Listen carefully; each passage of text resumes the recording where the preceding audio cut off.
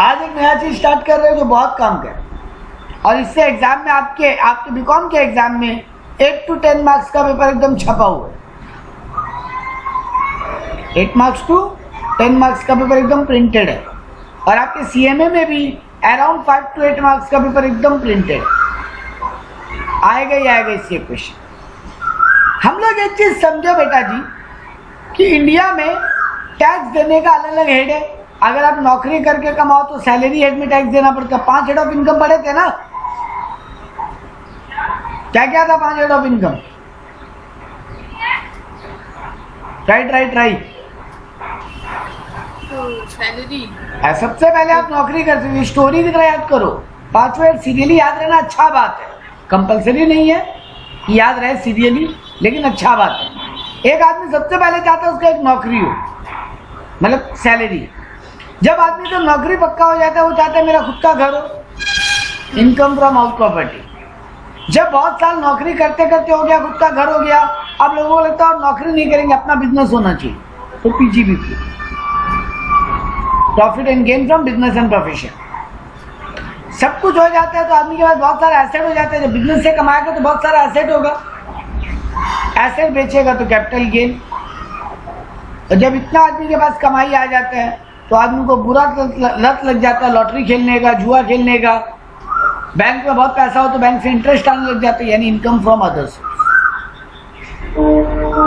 ऐसे स्टोरी याद होगा, अच्छा बात हो।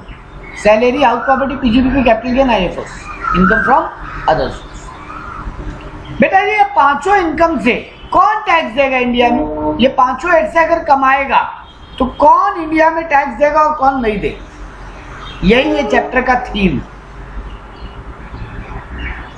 किसको इंडिया में टैक्स लगेगा और किसको नहीं लगेगा, उसको जानने के पहले एक बात और जानना जरूरी है कि इंडिया में ये जो आप अलग अलग पर्सन्स पढ़ते हो ना, individual, HUF, company, partnership, LLP, AOP, BOI, artificial judicial person, corporation, municipal government, local authority, इन सबको कब इंडियन रेसिडेंट माने और कब नहीं।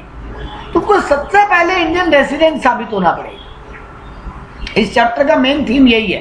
क्या साबित होना पड़ेगा? Indian resident. तुम एक बार रेसिडेंट ऑफ इंडिया साबित हो गए, उसके बाद देखना पड़ता है इंडिया में किस इनकम पे इंडिया में टैक्स दोगे और किस इनकम पे इंडिया में टैक्स नहीं दोगे। तो इस चैप्टर को 2 पार्ट में डिवाइड करके पढ़ते हैं।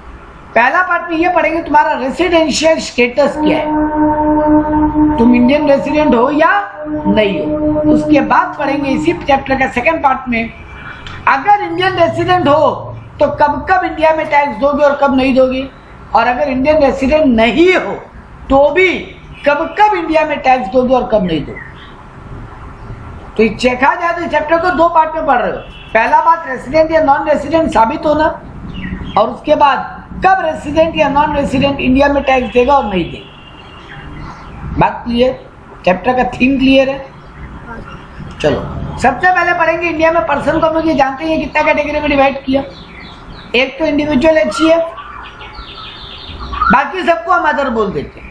ये अदर में क्या आ जाएगा? कंपनी, फर्म, एओपी, बीओआई और आर्टिफिशियल जुडिशियल पर्सन। ठीक बात। इंडिविजुअल और एचयूएफ के लिए अलग रूल है इंडियन रेसिडेंट साबित होने का, और इन बाकियों के लिए अलग रूल है इंडियन रेसिडेंट साबित होने का। ठीक है। अब आ जाओ, इंडिविजुअल एचयूएफ को पहले 2 कैटेगरी में बांटा, या तो वो रेसिडेंट होगा या नॉन रेसिडेंट होगा। एक एग्जांपल ले, नीरज। नीरज या तो इंडियन रेसिडेंट साबित होगा या नहीं साबित होगा। तो जब रेसिडेंट साबित होगा तो क्या कहलाएगा? Resident of India. और अगर नॉन रेसिडेंट साबित होगा तो क्या कहलाएगा? Non resident. ठीक है, नामकरण क्लियर है। अगर वो इंडियन रेसिडेंट साबित होगा तो रेसिडेंट ऑफ इंडिया कहलाएगा, और नहीं साबित होगा तो क्या कहलाएगा? Non resident. अब अगर एक बार नीरज रेसिडेंट साबित हो गया तो उसको और 2 चीजों में चेक किया जाएगा, क्या वो ऑर्डिनरी रेसिडेंट है, क्या वो नॉट ऑर्डिनरी रेसिडेंट। तो एक इंडिविजुअल और एचयूएफ को पहले किन 2 कैटेगरी में बांटा? बोलो, एक इंडिविजुअल या रेसिडेंट को, हाँ इंडियन रेसिडेंट या नॉन रेसिडेंट, इंडियन रेसिडेंट मत बोलो, resident of India word use करो, वो वोकैबुलरी में वो वर्ड आना जरूरी है, खास कर चंद्रलेखा आपको।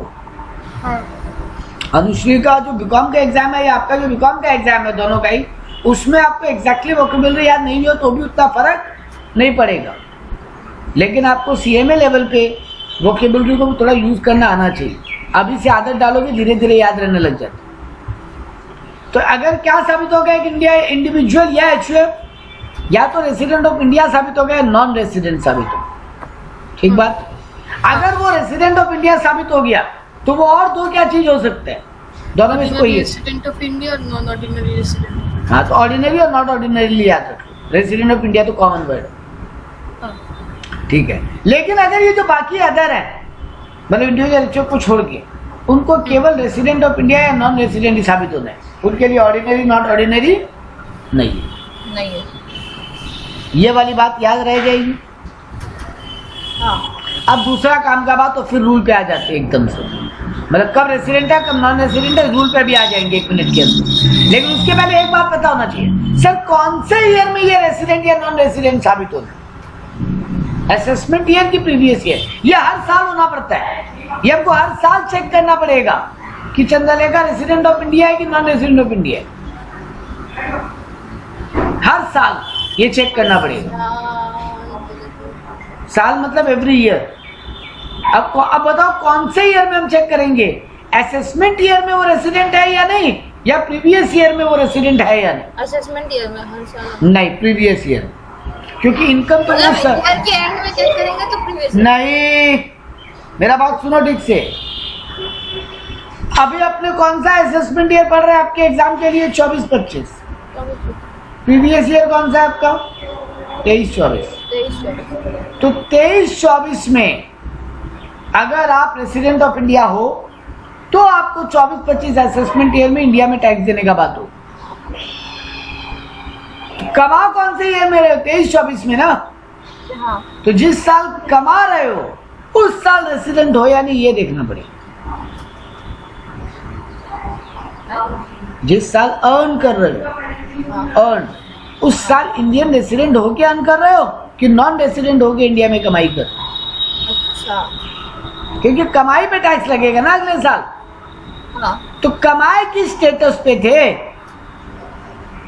आप रेसिडेंट ऑफ इंडिया होके कमाए थे या नॉन रेसिडेंट ऑफ इंडिया होके कमाए थे। अच्छा, हो गए। उसी हिसाब से तो अगले साल टैक्सेबिलिटी का बात करेंगे ना आपसे हम। हाँ। अब एक अमेरिकन है, वो 23-24 में इंडिया है, इंडिया में कमा के चला गया, तो उसको उस नजरिए से देखना पड़ेगा। वैसे एक इंडियन है, लेट्स से अनुसूचित चंद्रलेखा है, नीरज रेसिडेंट ऑफ इंडिया, हम लोग मान लेते हैं एक बार।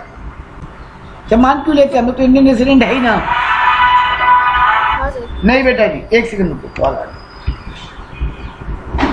है यहाँ पे। तो बेटा जी हमको प्रीवियस ईयर में चेक करना पड़ेगा कि आप इंडियन रेसिडेंट हो या नहीं। सर अभी आप एक बात बोल रहे थे, ये चेक करना पड़ेगा कि चंद्रलेखा, अनुश्री, नीरज इंडियन रेसिडेंट है या नहीं।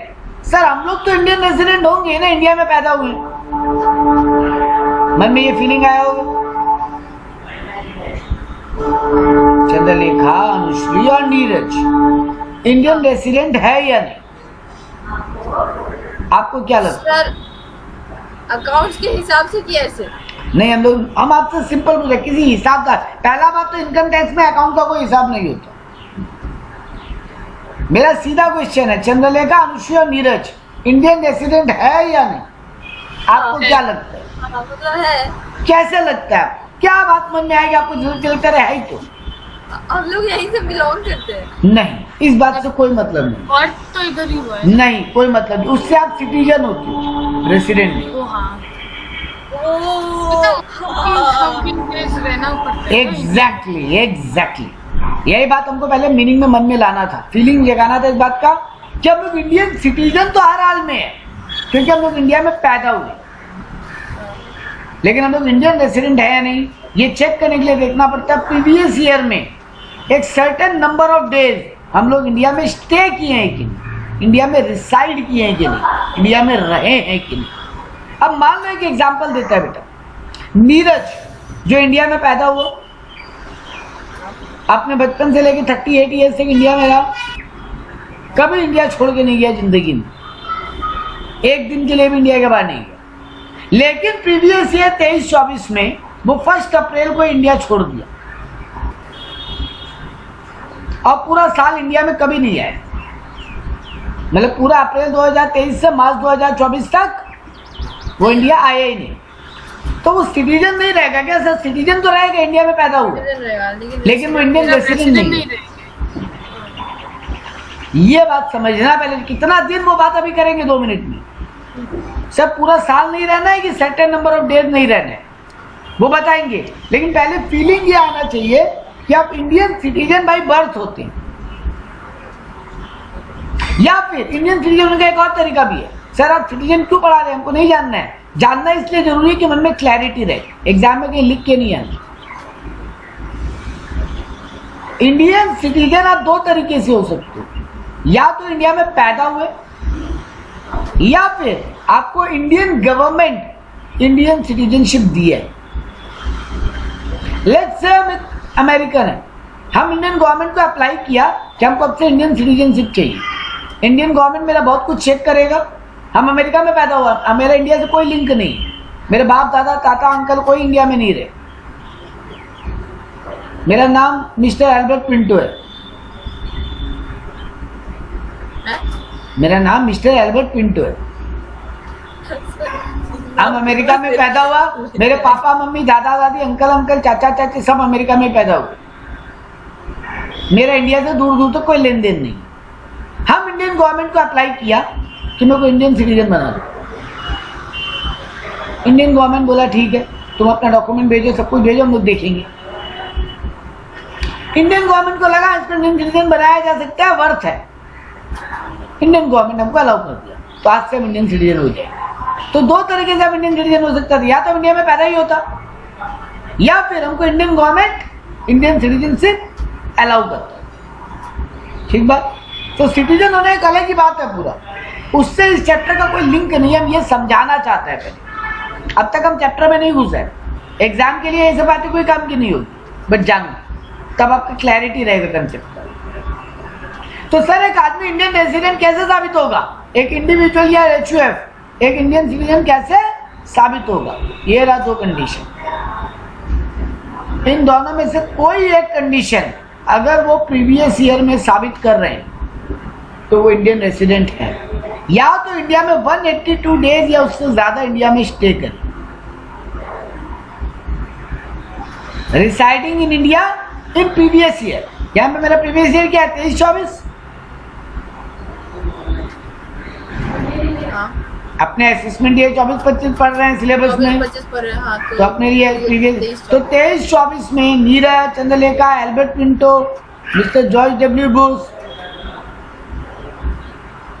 मेसी, रोनाल्डो, कोई भी हो, अगर वो इंडिया में 182 डेज या उससे ज्यादा रह गया तो वो इंडियन रेसिडेंट हो जाएगा। बात क्लियर? या फिर सर मान लीजिए हम इंडिया में 160 ही दिन रहा, तब तो हम इंडियन रेसिडेंट नहीं होगा। अभी तो जो पढ़े उसके हिसाब से अगर हम 160 डेज इंडिया में रहा तो हम इंडियन रेसिडेंट नहीं होगा। नहीं होगा सर, अब तक जो पढ़े उसमें नहीं होगा, आप ठीक बोल रहे हैं। क्योंकि आप कंडीशन में क्या बताएं, कितना दिन? 182 डेज। और अभी आप एग्जाम्पल में कितना लिए? 160। तो आप इंडियन रेसिडेंट तो नहीं होंगे। बट गवर्नमेंट बोला एक और कंडीशन है, अगर वो साबित कर दो, वो प्रूव कर दो, तो भी तुम इंडियन रेसिडेंट हो सकते। क्या बोला? प्रीवियस ईयर में 60 डेज रह जाओ, और प्रीवियस के जो पिछले 4 प्रीवियस है, प्रीवियस के 4 पिछले प्रीवियस मिला के 365 दिन इंडिया में रहे। मान लो प्रीवियस ईयर में इंडिया में 82 डेज रहा, 182 नहीं, खाली 82, तो हम सेकंड कंडीशन का पहला वाला पॉइंट साबित कर रहे हैं। और प्रीवियस के 4 प्रीवियस क्या हुए? मेरा प्रीवियस ईयर है 23-24, तो उसके 4 पिछले ईयर क्या हुए?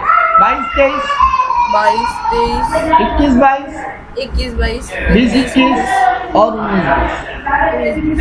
ये 4 साल मिला के 365 दिन अगर हम इंडिया में रह गए तो आप प्रीवियस ईयर में 60 से ज्यादा प्लस प्रीवियस के 4 प्रीवियस मिला के 365 दिन से ज्यादा इंडिया में रह जाएं तो भी आप इंडियन रेसिडेंट हो सकते।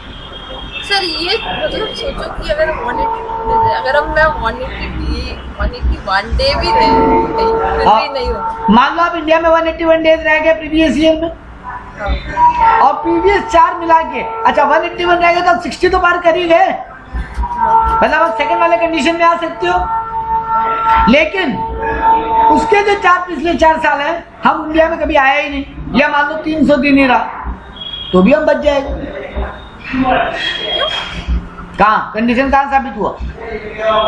हम क्या बोला? आपका एग्जाम्पल 181 डेज वो इंडिया में रहा प्रीवियस ईयर में 23-24 में, तो पहला वाला कंडीशन तो साबित हुआ नहीं, तो उससे तो बच गया। लेकिन दूसरा वाला में 2 पॉइंट है 60 + 365, तो 60 तो हो गया वो प्रीवियस ईयर में 60 डेज।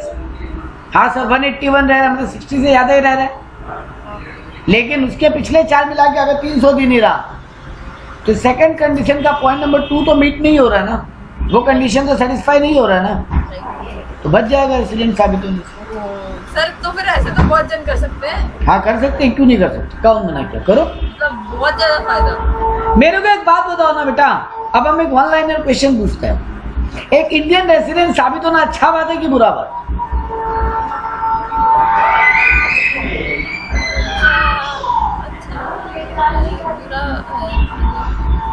एक आंसर करो।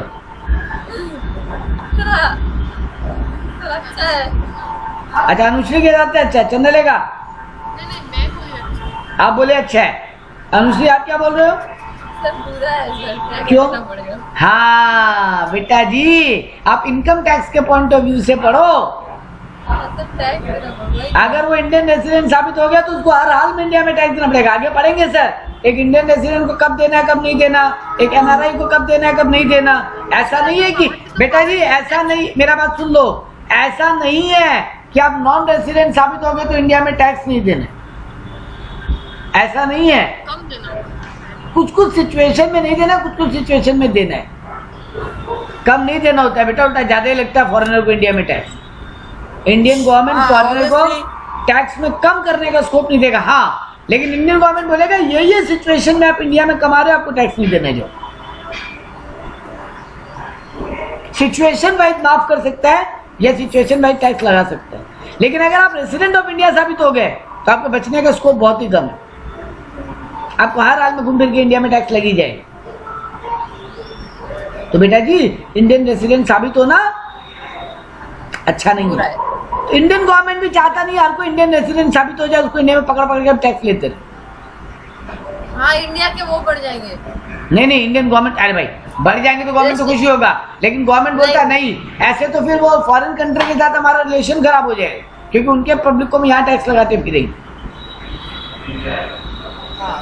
एग्रीमेंट्स होते हैं ना, ट्रीटी होती है, ट्रीटी हर देश के साथ। देखो ये इंडियन गवर्नमेंट सीधा जबान में एकदम पाती लैंग्वेज में बोले, इंडियन गवर्नमेंट चाहता है, इंडियन गवर्नमेंट ये अलग से नहीं चाहता कि हर आदमी इंडियन रेसिडेंट साबित हो जाए, तो कंडीशन ऐसा बनाया है कि अगर बच सकते हो तो बच के रहो, कोई दिक्कत नहीं है, लेकिन आप रेसिडेंट साबित हुए तो आपको बहुत सारा कंडीशन में इंडिया में टैक्स देना पड़ेगा। तो आ जाओ फटाक से वापस एग्जाम के टॉपिक पे। सर 2 कंडीशन है, दोनों में से एक भी साबित करते हो तो आप रेसिडेंट ऑफ इंडिया साबित हो सकते हो। क्या है 2 कंडीशन? या तो 182 या उससे ज्यादा इंडिया में रह जाओ, या फिर प्रीवियस ईयर में 60 डेज या उससे ज्यादा, और प्रीवियस के 4 प्रीवियस मिला के 365 डेज या उससे ज्यादा अगर आप इंडिया में रहते हो, you are an Indian resident.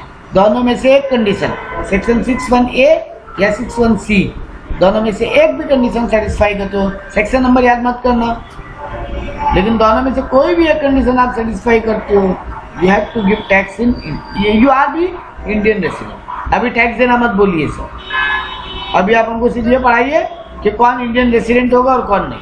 Tax देने वाला कंडीशन अगला पार्ट ऑफ द चैप्टर। मुझे भी सेक्शन याद रखने की जरूरत नहीं, अभी नहीं जरूरत, जहाँ याद रखना होगा हम बोल देंगे। बात क्लियर? हाँ चलो ठीक है। अब आ जाओ सर, एक आदमी इंडियन रेजिडेंट साबित हो गया मान लीजिए, तो फिर और दो क्या चीज? अच्छा एक चीज छूट गया था, एक चीज छूट गया था।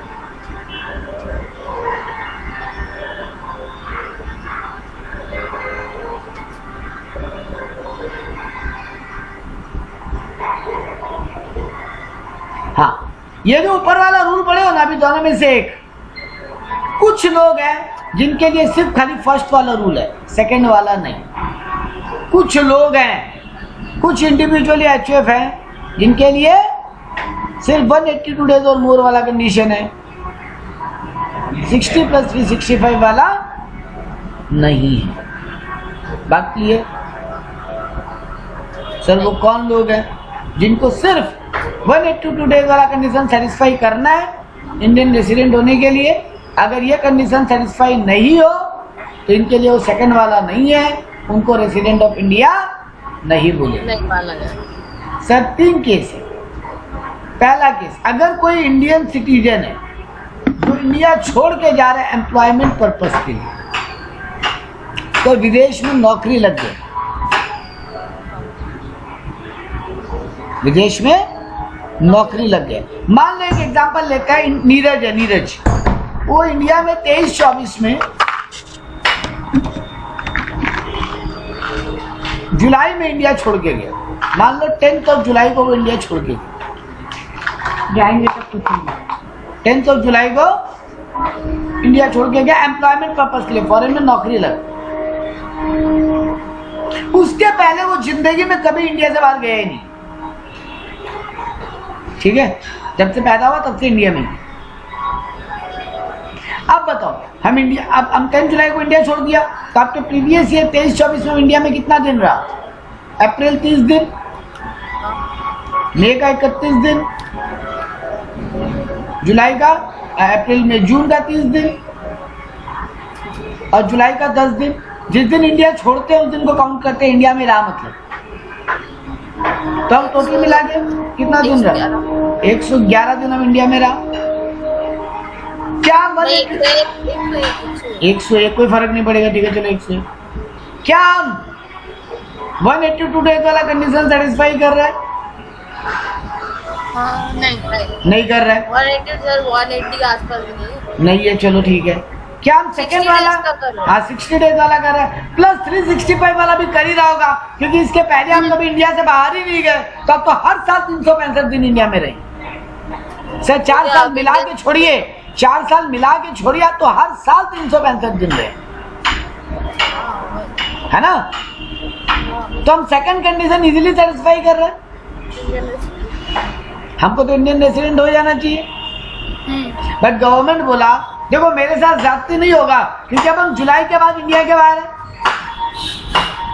हम फॉरेन में कमा रहे हैं, तो फॉरेन गवर्नमेंट तो टैक्स छोड़ेगा नहीं मेरा। हम एम्प्लॉयमेंट के लिए गए ना बाहर, मान लो मेरा इसमें नौकरी लग गया फेसबुक में, तो बेटा जी मेरा फेसबुक में अगर नौकरी लग गया और हम यूएस में जाके जॉब करने लग गया, तो हमको फेसबुक अमेरिकन गवर्नमेंट मेरे से वहाँ टैक्स लेगा, तो क्योंकि हम अमेरिका में स्टे कर रहे हैं। सर पता नहीं रूल वहाँ का क्या है, बट लॉजिकली तो वहाँ का लेना चाहिए टैक्स। हाँ, लॉजिकली लेना चाहिए। तो वहाँ का गवर्नमेंट अगर मेरे से मान लो ले रहे हैं, रूल है, चलो हम बोल देते हैं कि रूल है, बोलो टैक्स लेगा, बोलो वहाँ पे मेरे से टैक्स ले लिया, ठीक है? हाँ। अब बताओ इंडिया, अगर हम रेसिडेंट ऑफ इंडिया हो जाए तो इंडियन गवर्नमेंट भी मेरे से टैक्स ले लेगी, डबल टैक्स लग जाएगा। Very good. तो ये मेरे साथ गलत हो रहा है कि नहीं? तो इंडियन गवर्नमेंट बोला रुको, तुम क्योंकि एम्प्लॉयमेंट पर्पस के लिए इंडिया छोड़ा है, तुम मेरे एक्सेप्शन में फॉल करता है, तुम केवल फर्स्ट कंडीशन सेटिस्फाई करते हो तो रेसिडेंट हो, नहीं तो नहीं। और फर्स्ट कंडीशन क्या? 182 डेज या उससे ज्यादा, है ना? तो हम रेसिडेंट साबित नहीं होगा फर्स्ट कंडीशन के हिसाब से। तो सेकंड कंडीशन गवर्नमेंट बोला तुम्हारे ऊपर एप्लीकेबल ही नहीं, तो हम रेसिडेंट होने से बच जाएगा। रेसिडेंट होने से बच जाएगा तो इंडिया में टैक्स लगेगा नहीं, या समझ लो उस सिचुएशन में जो भी है, एक बार मान लो इंडिया में नहीं लगेगा फिर तो सर आप अमेरिका में टैक्स दे रहे हो, इंडिया में आप बच जाओगे। इंडियन गवर्नमेंट सही कर रहा है अब आपके साथ, conceptually, logic wise, common sense wise. हाँ सर, यही ठीक होगा। अरे सर एक आदमी को डबल टैक्स ले लिया, अमेरिकन गवर्नमेंट भी ले लिया टैक्स, अब इंडियन गवर्नमेंट में बोलता तुम भी रेसिडेंट साबित होगा, तुम भी टैक्स दो। अरे सर ये तो बहुत गलत हो जा रहा है आपके साथ। तो गवर्नमेंट भी बोला नहीं हम गलत नहीं करेंगे, डोंट वरी। गवर्नमेंट क्या किया, हमको एक ही कंडीशन रखा ताकि हम बच जाए। देखो इंडियन गवर्नमेंट भी चाहता था तुम बच जाओ, हम पहले ही बोला था इंडियन गवर्नमेंट तुमसे हर हाल में टैक्स वसूलना नहीं चाहते, बट इंडियन गवर्नमेंट कंडीशन कुछ ऐसे बनाया था कि कहीं एक जगह छूट नहीं जाए, मतलब दोनों ही जगह नहीं बच जाए। सर अगर मान लीजिए आप इंडिया छोड़ के गए होते 10 दिसंबर को, आपका फेसबुक में नौकरी लगा, आप इंडिया छोड़ के गए 10 दिसंबर को, अब बताओ हम इंडिया में कितना दिन रहा प्रीवियस ईयर में। सर आपका अप्रैल पूरा 30 दिन, मई 31 दिन, जून 30 दिन, जुलाई 31 दिन, अगस्त 31 दिन, सितंबर 30 दिन, अक्टूबर 31 दिन, नवंबर 30 दिन और दिसंबर का 10 दिन। तो आप कितना दिन इंडिया में रह गए?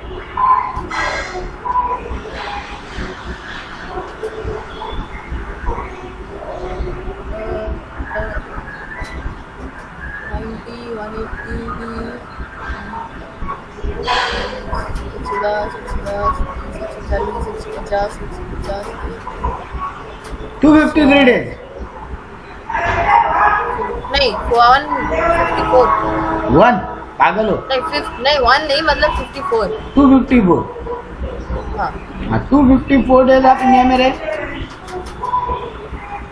फिर इंडिया छोड़ के गए, एम्प्लॉयमेंट पर्पज के लिए गए, भले आप 182 डेज से ऊपर रह गए तो पहला कंडीशन सेटिस्फाई किए तो अब आपको गवर्नमेंट बोला हम बख्श नहीं सकते। अब आप बोलोगे फिर मेरे साथ तो गलत हो रहा है, अमेरिकन गवर्नमेंट भी टैक्स ले रहा है, आप भी ले रहे हैं, इंडियन गवर्नमेंट बोलेगा बस और ज्यादा माफी हम भी नहीं दे पाएंगे, ज्यादा हो जाएगा। हाँ तुमको इंडिया में तो टैक्स देना पड़ेगा, अमेरिका ले रहा है नहीं ले रहा है वो तुम्हारा प्रॉब्लम। लेकिन अगर तुम 182 से कम हो तो हम तुमको माफी दे सकते। तो पहला एक्सेप्शन क्या, हम क्या पढ़ रहे हैं, हम लोग अब तक एग्जाम ओरिएंटेड केवल 3 बात पढ़े हैं। पहला बात 2 कंडीशन पढ़े हैं, 182 डेज और मोर और 60 + 365 डेज और मोर, दोनों में एक भी साबित करो आप रेसिडेंट ऑफ इंडिया हो जाओगे। आप कौन हो, इंडिविजुअल। अभी हम केवल इंडिविजुअल पढ़ रहे हैं, HUF भी नहीं पढ़ रहे हैं, केवल इंडिविजुअल। दूसरा बात क्या पढ़े, सर गवर्नमेंट 3 एक्सेप्शन रखा है, अगर आप उसमें फॉल करते हो तो आपके लिए सेकंड वाला कंडीशन नहीं है, 60 + 365 वाला रूल आपके लिए नहीं है, आपके लिए सिर्फ 182 है। तो उनमें से पहला एक्सेप्शन क्या है, अगर आप इंडियन सिटीजन हो और इंडिया छोड़ के जा रहे हो एम्प्लॉयमेंट पर्पस के लिए। बात क्लियर? दूसरा बोला आप इंडियन सिटीजन हो और आप इंडियन शिप में क्रू मेंबर हो, crew member of an Indian ship.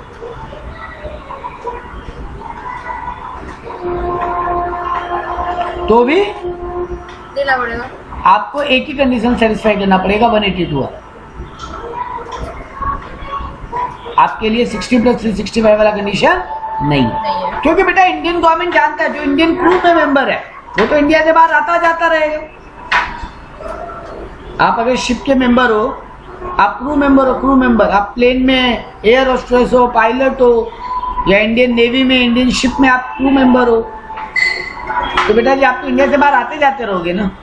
Ship जाएगा तो आप जाओगे, शिप लौट के आएगा तो लौट के आओगे, आपका तो काम ही वही है। तो इंडियन गवर्नमेंट बोल रहा है अगर आप 182 डेज से ज्यादा इंडिया में रह रहे हो तब तो हम कुछ कर नहीं सकते, बट 182 से कम रह रहे हो तो हमको पता है आपको वहां पे भी कमा रहे हो तो वहां पे भी टैक्स दे के आ ही रहे हो, तो वहां का गवर्नमेंट आपको छोड़ा थोड़ी ना होगा। तो जाओ हम इंडिया में माफ कर देंगे। आपके लिए केवल फर्स्ट कंडीशन है, सेटिस्फाई करो तो इंडियन रेसिडेंट हो जाओ, नहीं सेटिस्फाई करो तो मत हो। बात क्लियर है? थर्ड और आखिरी कंडीशन थोड़ा अलग है और आज के लिए यहीं पढ़ा के स्टॉप करेंगे। In case of Indian citizen जो कि पर्सन ऑफ इंडियन ओरिजिन है। अब ये पर्सन ऑफ इंडियन ओरिजिन क्या होता है? जिसके दादा परदादा या मम्मी पापा इंडिया में पैदा हुए। इंडियन ओरिजिन का मतलब होता है आप विदेश में पैदा हुए। मान लो मेरे पापा इंडिया में पैदा हुए, चले गए जॉब करने फॉरेन और हम वहीं पैदा होता, तो हम क्या कहलाता? Indian citizen of Indian origin. हम इंडिया में पैदा नहीं हुआ लेकिन हम इंडियन सिटीजन हैं क्योंकि मेरा लिंक इंडिया से है। ठीक है? तो अगर हम इंडियन ओरिजिन का आदमी, जो मैंने बताया इंडियन ओरिजिन का मतलब आइदर ऑफ हिज पेरेंट और grand parent were born in undivided India. मेरे पापा मम्मी या दादा दादी अनडिवाइडेड इंडिया में पैदा हुए। अनडिवाइडेड मतलब डिवीजन होने के पहले। तो डिवीजन होने के पहले मतलब कब के पहले? इंडिया का बंटवारा कब हुआ था? 47। हाँ, तो उसके पहले पैदा हुए मतलब। या तो मेरे पापा मम्मी या मेरे दादा दादी अनडिवाइडेड इंडिया में पैदा हुए और उसके बाद वो लोग इंडिया छोड़ दिए और हम वहां पैदा हुआ। हम क्या कहलाएगा? Indian citizen, a person of Indian origin. ठीक बात? हम अब इंडिया घूमने आए, came to visit India during the previous year. तो मेरे ऊपर कंडीशन 1 तो है ही 182 वाला, सेकंड कंडीशन को थोड़ा मॉडिफाई कर दी। मतलब मेरे ऊपर दोनों एप्लीकेबल है लेकिन थोड़ा मॉडिफाइड होगी। हम लास्ट में 2 मिनट में जिस बोलेगा, पर पहले सुन लो रूल के। अगर मेरा टोटल इनकम 15 लाख क्रॉस कर रहा है तो हम 120 डेज, वो 60 की जगह क्या, 182 की जगह क्या नियम है? 120 days in previous year and 365 days in 4 previous. वो 60 की जगह 120 वर्ड हो जाए। सर बहुत मजा आएगा। हम बताएगा, हम लास्ट में 2 मिनट में ऐसा कुछ बोलेगा कि आपको याद रह जाए। लेकिन अगर मेरा इनकम 15 लाख क्रॉस नहीं कर रहा है तो मेरे लिए 182 डेज वाला ही कंडीशन है। अब जिस सुन लो 2 मिनट में क्लियर हो जाएगा। सिर्फ एक इंडिविजुअल इंसान नॉर्मली इंडियन रेसिडेंट साबित होता है या तो वो 182 डेज से उससे ज्यादा इंडिया में रह जाए प्रीवियस ईयर में, या फिर यानी और दोनों में से कोई एक बोल रहा और बोलने का मतलब प्रीवियस ईयर में 365 दिन, प्रीवियस ईयर में 60 डेज और प्रीवियस के 4 प्रीवियस मिला के 365 दिन। दोनों में से कोई एक कंडीशन सेटिस्फाई कर दे वो इंडियन रेसिडेंट साबित हो जाएगा। लेकिन सर इसके 3 एक्सेप्शन रखे। अगर कोई आदमी इंडियन सिटीजन है और एम्प्लॉयमेंट के लिए इंडिया के बाहर जाए, या फिर कोई आदमी इंडियन सिटीजन और इंडियन क्रू का मेंबर है, तो उसके लिए सिर्फ 182 डेज और मोर वाला कंडीशन है, 60 + 365 वाला कंडीशन नहीं है। बात खत्म। यहाँ तक क्लियर है? लेकिन अगर कोई आदमी जो इंडियन ओरिजिन का है, अब इंडियन ओरिजिन का मतलब याद हो गया होगा, बोलना नहीं पड़ेगा। पापा मम्मी दादा दादी अनडिवाइडेड इंडिया में पैदा हुए और तुम विदेश में पैदा हुए, वो इंडियन ओरिजिन का क्या लगेगा? ठीक है? वो अगर इंडिया विजिट करने आए और 15 लाख से ज्यादा कमा रहा हो तो उसके लिए 182 वाला कंडीशन तो है ही। वो साबित हो गया तब तो इंडियन है ही। वो नहीं साबित हो तो भी 60 + 365 की जगह 120 + 365 हो जाए। बात क्लियर? और अगर सर वो 15 लाख से कम कमा रहे तो तब फिर बोला गया 182 वाला तो है ही। एक मिनट,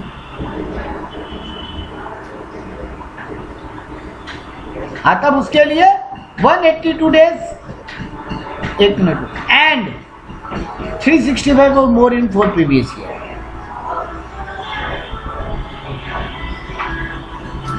ठीक है?